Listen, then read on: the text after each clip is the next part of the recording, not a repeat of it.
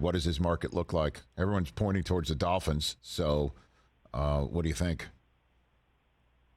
There are many people inside and outside the league who believe that it's just a fait accompli that he's going to end up with the Dolphins.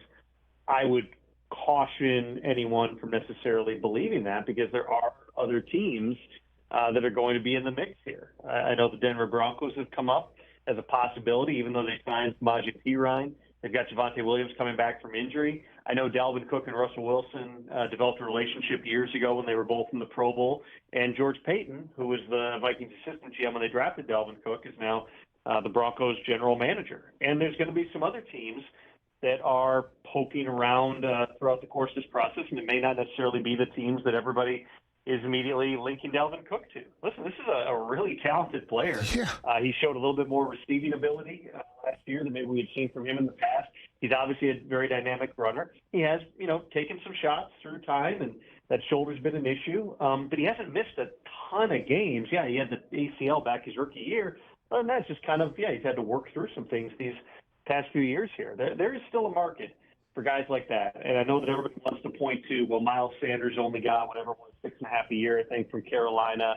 Some of the other running backs, David Montgomery, I think got 6. Nobody really got that bank-breaking type of a deal. And really with Dalvin Cook imminently being released, the only guys who have those top market contracts off the top of my head are Christian McCaffrey, Alvin Kamara, and Nick Chubb. And then you've kind of got a gap down to where everybody else views the market. Dalvin Cook, I would fairly say, is not coming in for $4 or $5 million. That's not going to happen. This is going to be a significant contract.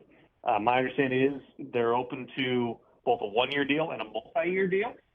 This could move quickly, or Dalvin could sit back knowing he's got $2 million guaranteed from his Vikings contract. Wait, kind of see how things fall if he doesn't like the offers that he's got up front here. But I do anticipate fully that he's going to be on a team by the time we get to the regular season here. It's just a matter of finding that right fit and a team having to pay. And when you've got multiple bidders, Rich, usually that means that you're going to get some numbers. Tom, and Saquon's out there chit-chatting with the Giants. I got about 40 seconds. Can you give me a quick update on that? Because he's sitting out there waiting for a long-term deal, and you just see Dalvin Cook's going to hit the open market at age 27.